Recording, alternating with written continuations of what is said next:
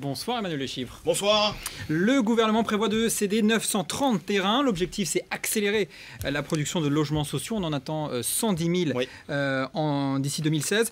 Bon, est-ce que c'est un progrès significatif dans la lutte pour le logement social contre le mal logement, tout simplement? Oui. Incontestablement, c'est une mesure qui va évidemment dans le bon sens, et tant mieux parce que l'enjeu est vraiment considérable. L'enjeu, il est considérable d'abord pour François Hollande, parce que c'est une des principales promesses de sa campagne que de s'attaquer à cette terrible crise du logement, une crise historique, hein, il faut le rappeler, qu'on n'a jamais connue depuis celle évidemment de 1950-1954. Et puis, c'est un enjeu considérable hein, pour les Français. C'est leur troisième préoccupation, grosso modo, avec le chômage et le pouvoir d'achat. Songez qu'il y a quand même la moitié des Français et les 2/3 des ouvriers qui ont peur de se retrouver à la rue un jour. Donc oui, ça va dans le bon sens. Pourquoi? Parce que c'est un problème où on s'attaque à la pénurie de logements via le biais des terrains disponibles. Et c'est vrai que c'est bien par là qu'il faut prendre le bout, puisque c'est souvent les maires qui, jusqu'à maintenant, étaient plutôt récalcitrants, sous la pression de leurs administrés, il est vrai, pour céder des terrains et les construire, notamment pour du logement social. Alors on l'entend, hein, en tout cas de votre côté, ça va dans la bonne direction. Est-ce qu'on va assez vite? C'est un dossier qui est très épineux. Alors évidemment, sur ce genre de sujet, on ne va jamais assez vite.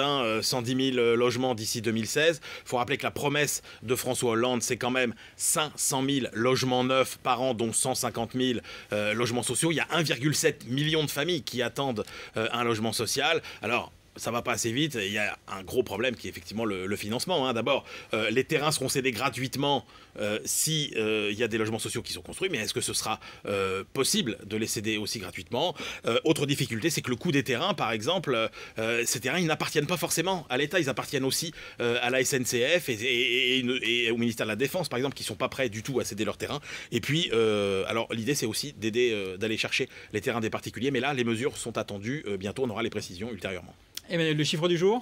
Le chiffre du jour, eh bien, tout le monde s'est beaucoup focalisé sur les 3 millions de chômeurs qu'on a dépassés. C'est un seuil, surtout, qui a déjà été dépassé, comme vous pouvez le voir sur notre graphique. Déjà dépassé, notamment avec un pic en janvier 1997. L'autre statistique beaucoup plus intéressante et beaucoup plus préoccupante, malheureusement, c'est que si on prend 3 millions, c'est le nombre de chômeurs au sens strict, c'est-à-dire ceux qui n'ont pas du tout travaillé dans le mois. Si on prend l'ensemble des catégories de chômeurs, eh bien, on vient de franchir la barre des 5 millions de personnes qui ne travaillent pas autant qu'elles le souhaiteraient. C'est un chiffre très préoccupant. Des chiffres dont il faut parfois se méfier en guise de communication politique. Merci beaucoup Emmanuel Le Chiffre pour tous ces détails.